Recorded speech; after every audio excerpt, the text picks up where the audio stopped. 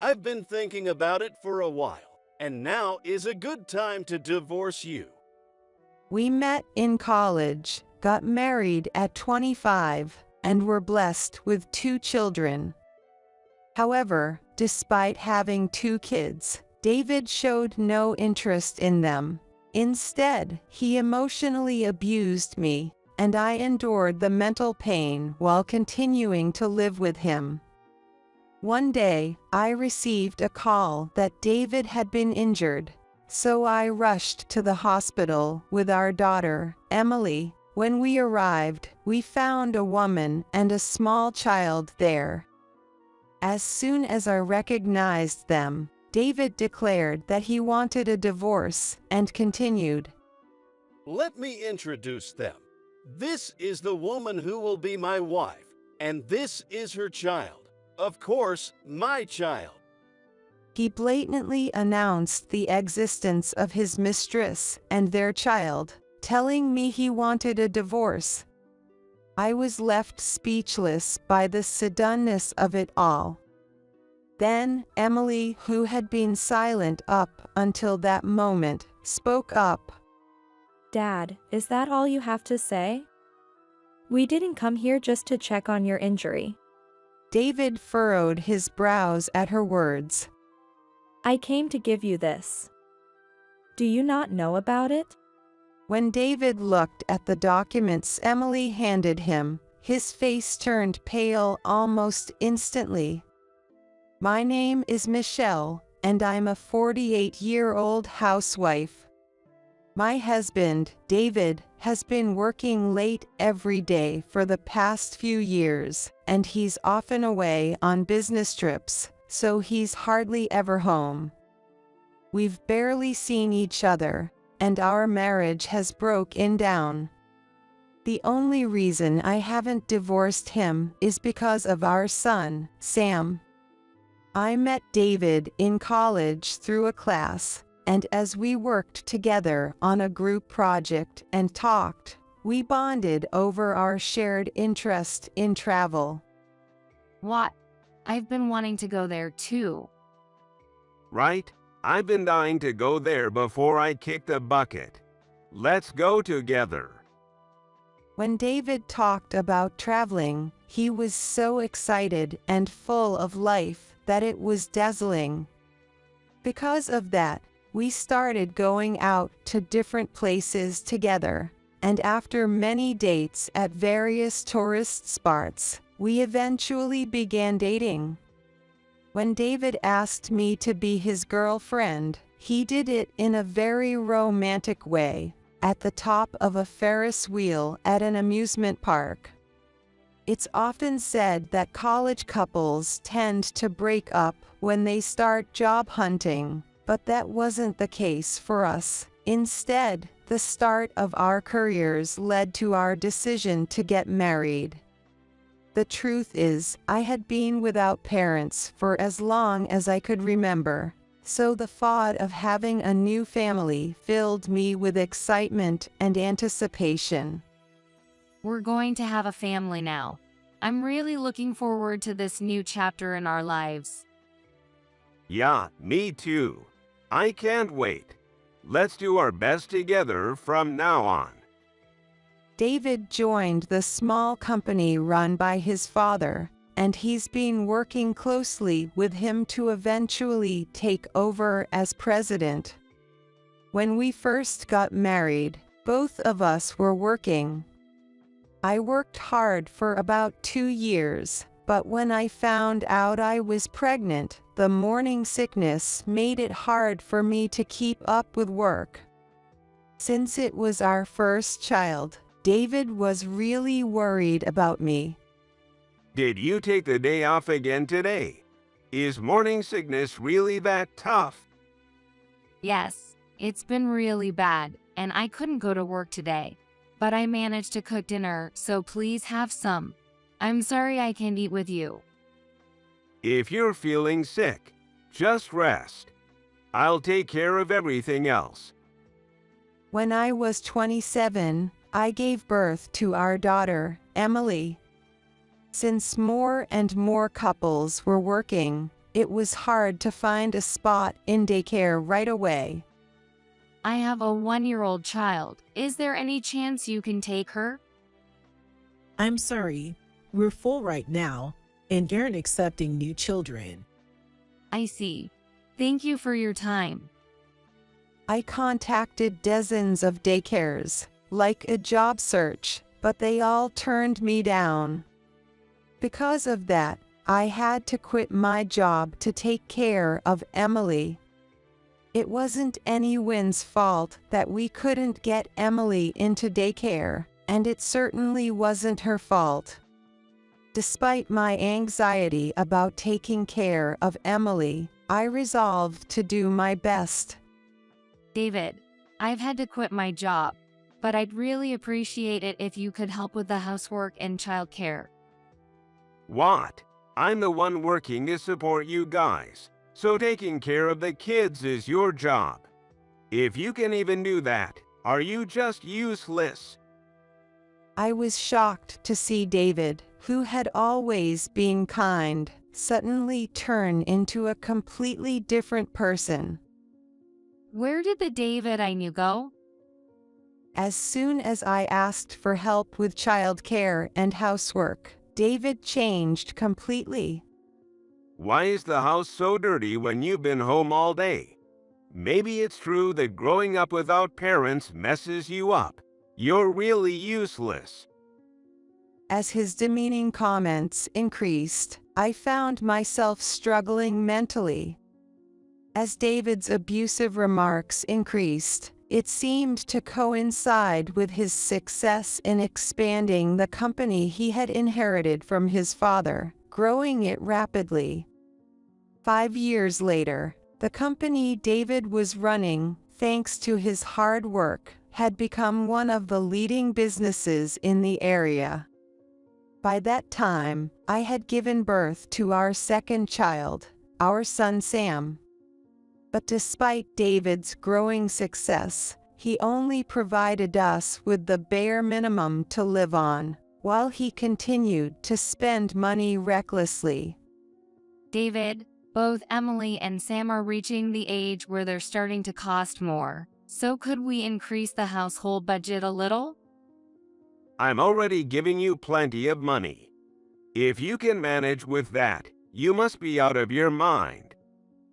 Even at this point, David's abusive comments hadn't stopped, and every time he came home, it tore me apart emotionally. When Sam was 3, I discovered that David had a mistress. I'd been noticing the scent of women's perfume on him, and I accidentally saw him holding hands with an unfamiliar woman while shopping at the grocery store. It turned out that David had another house and was living with this mistress. I started to feel like he saw me as nothing more than a nanny, raising his kids and keeping the house. Finding out about his mistress made me decide to file for divorce. However, around the same time, Sam fell ill and was bedridden for about a week. Since he'd never been this sick before, I was worried and took him to the hospital, where we found out he had a heart condition.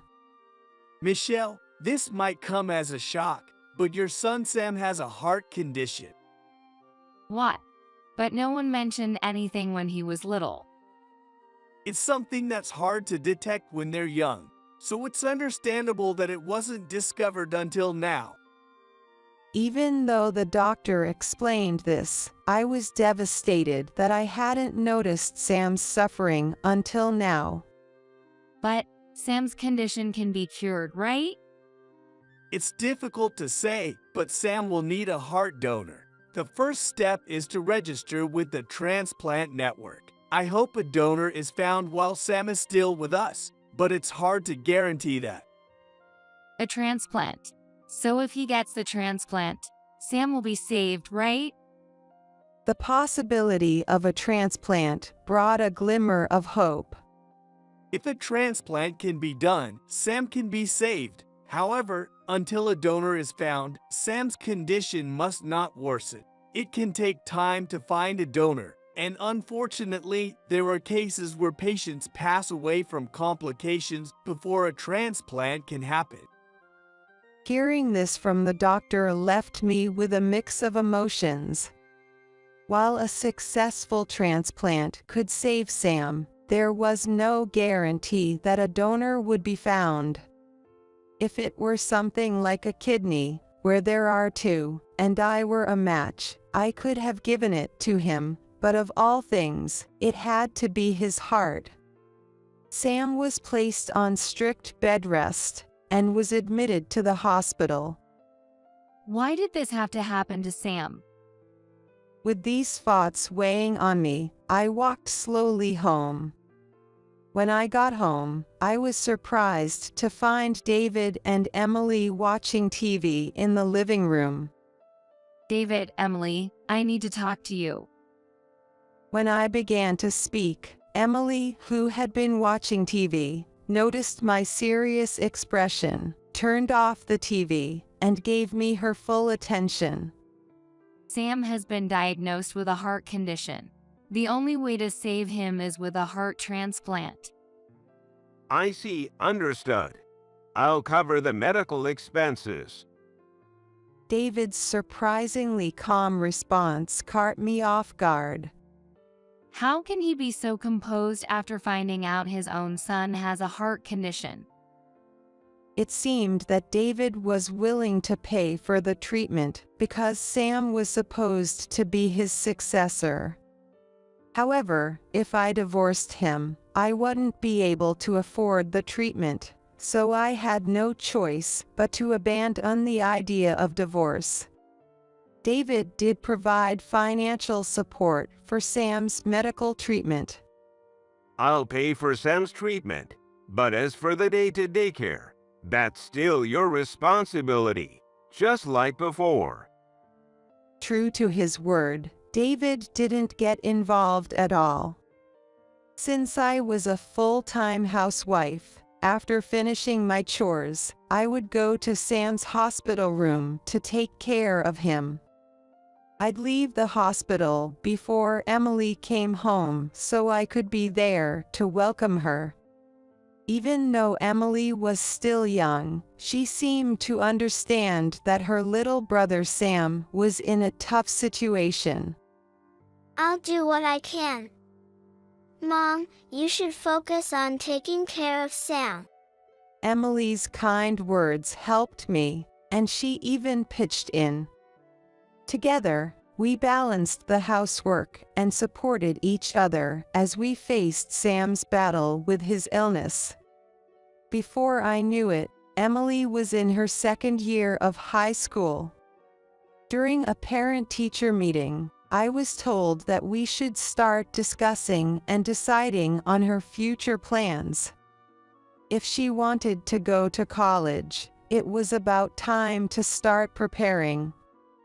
Emily, have you thought about what you want to do? Do you have any plans? I'd like to go to college if possible, but do you think that's even an option? I don't think Dad would allow it. Emily spoke to me with a resigned tone, as if she had already given up. Emily has always done so well in school. I want her to go to college. What's the point of a girl going to college? I'm already paying for Sam's treatment. Do you have any idea how expensive that is? And now you want money for college too? You've got to be kidding me. When I asked David about covering Emily's college expenses, he flat out refused, citing Sam's medical bills as the reason. I'm sorry, Emily, he said, we can't afford to pay for your college. I kind of expected it. I guess Dad really doesn't care about me. Don't worry about it, Mom. I'll figure out a path that's within my reach. Emily, I'm really sorry, but if you need help or want to talk, I'm here for you, no matter what. Though I felt guilty, I resolved to fully support whatever decision Emily made about her future. David showed no interest in Emily, but despite that, she managed to graduate without taking time off. Together, Emily and I faced the challenges of Sam's difficult illness, and the three of us persevered through it all. We found a heart donor for Sam. Really, that means he can have the surgery, right? Sam's doctor came running to tell me the news, and I was overwhelmed with both shock and joy at hearing they had found a heart donor. Yes, as long as he rests until the day of the surgery, everything should be fine. Thank you so much. I'll go tell Sam. Unable to contain my excitement, I rushed into Sam's hospital room. Emily, who had been coming to help take care of Sam every day, noticed me rushing in. Mom, what's going on? Why are you so out of breath? Did something happen? Both Emily and Sam looked at me with curious expressions as I caught my breath. They found a donor for Sam. What? Really? Yes, Sam, you've done so well. I stroked Sam's head and hugged him, tears of joy filling our eyes. Sam was 16 years old when we received the news that a heart donor had been found. The surgery was scheduled for the very next day. As we celebrated together, feeling that all our efforts had paid off, the time for Sam's operation approached. Mom, Emily, thank you so much for everything. I'll do my best in the surgery. With those words, Sam was wheeled into the operating room. 7 hours later, the doctor emerged and informed us that the surgery had been a success. A month after the operation, Sam, who couldn't move right after the surgery, was undergoing rehab and learning to walk again. Before I knew it, he was walking normally and was set to be discharged in just a few days. On the day of his discharge, we finally returned home, feeling relieved that the long battle with his illness was over. Although I was overjoyed that Sam's ordeal was behind us, I couldn't help but think about a conversation I could now have, one that I'd been avoiding because of his medical expenses. I decided that I would bring up the topic of divorce after Sam had settled back into his normal life post-recovery. Then, the house phone, which hardly ever rings, started to buzz. Hello, this is Michelle. Michelle, David has been taken to the hospital. The moment the nurse said that, my mind went completely blank, and I froze. I realized Emily noticed and was coming toward me. Mom, what's wrong? David has been taken to the hospital. What? We need to get there fast. Panicked by the sudden notice, before we knew it, we were in a taxi, rushing to the hospital. When we arrived and checked in at reception, the nurse directed us to David's room, and we hurried to see him.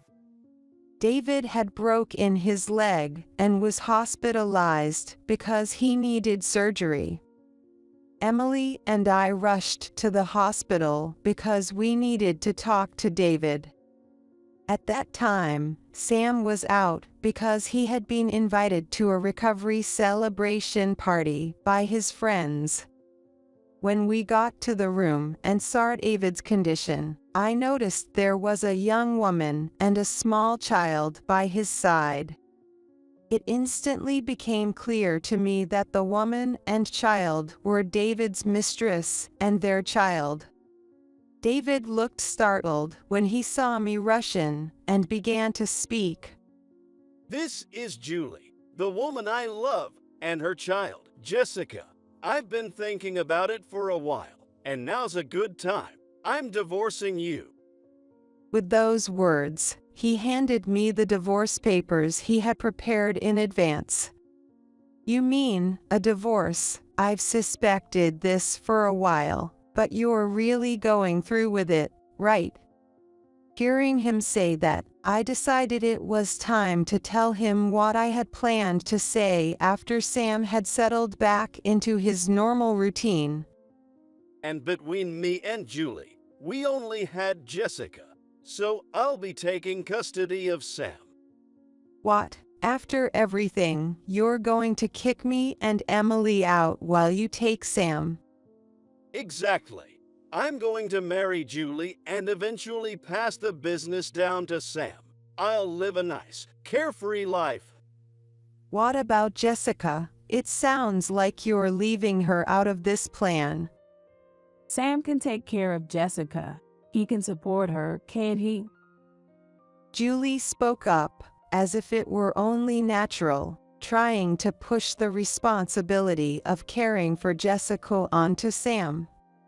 Holding back my anger, I signed the divorce papers that David had pushed in front of me.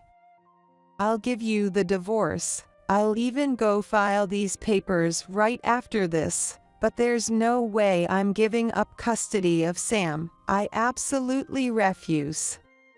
Sam was born to be my successor.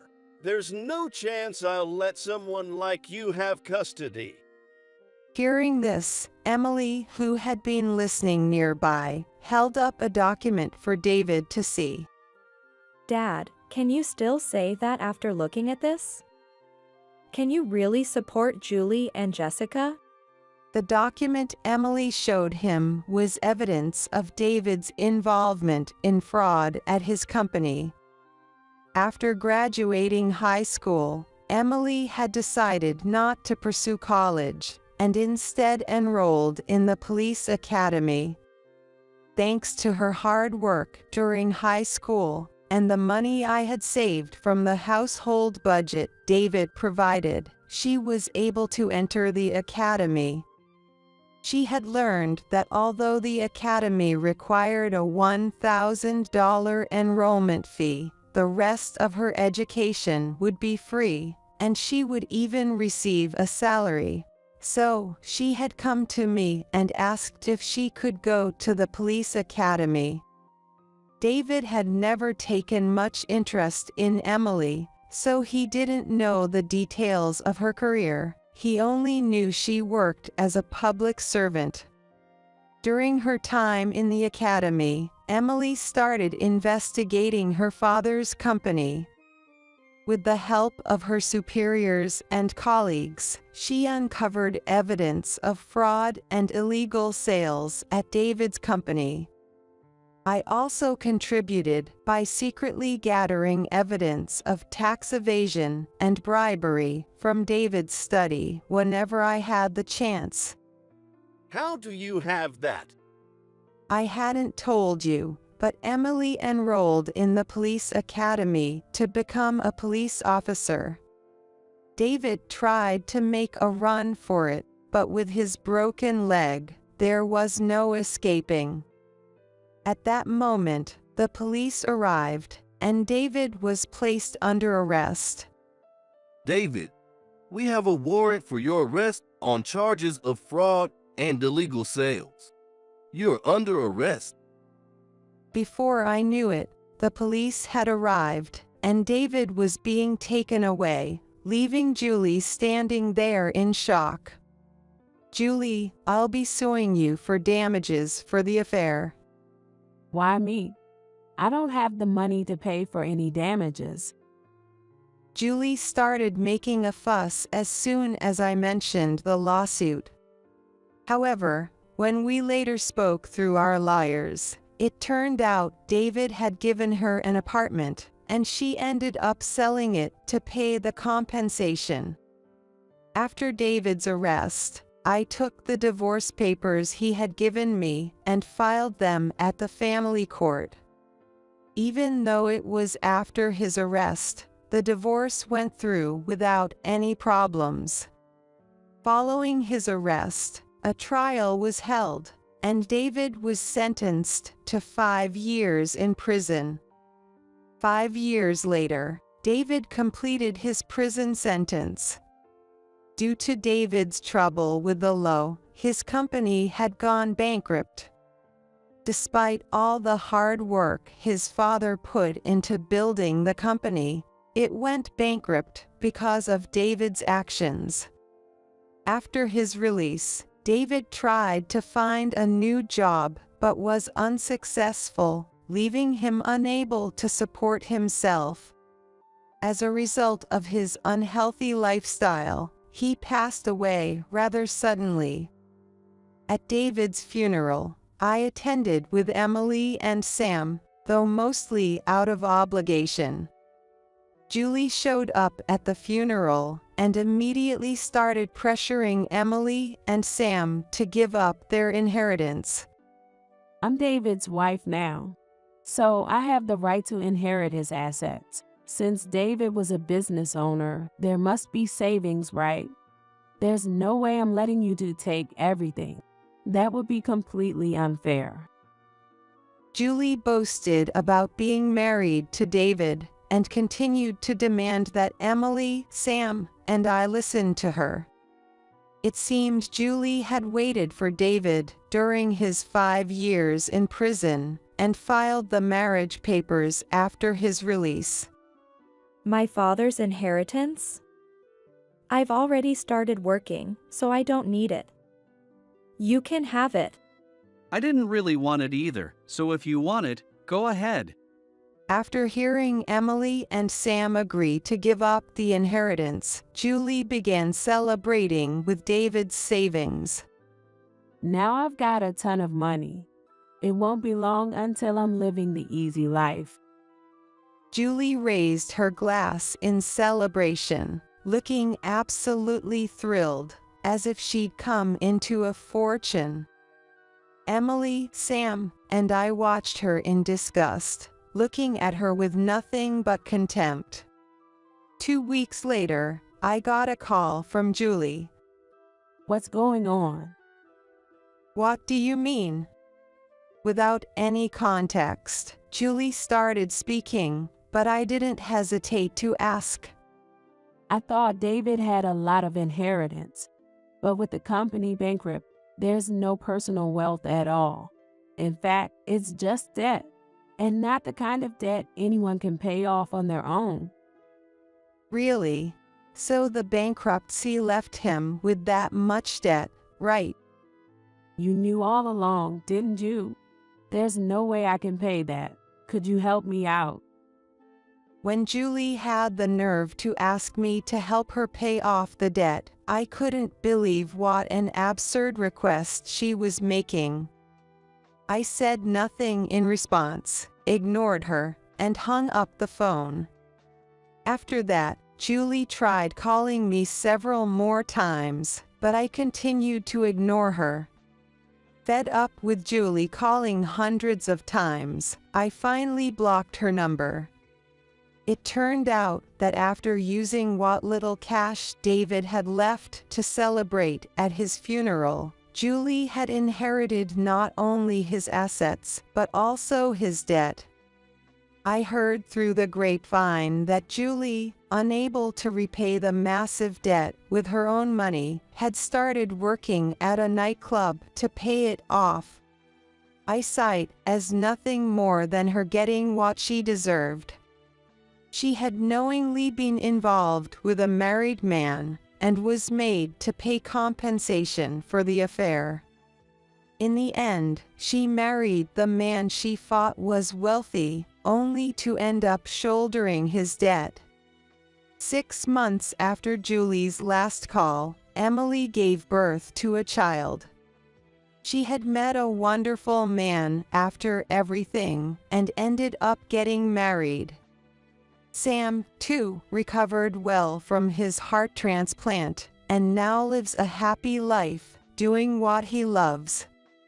As for me, I live alone now, but I'm busy preparing the house for Emily, who will be coming to stay with me after the baby's birth. I'm filled with joy and excitement as I eagerly await the return of Emily and my grandchild, ready to welcome the new addition to our family.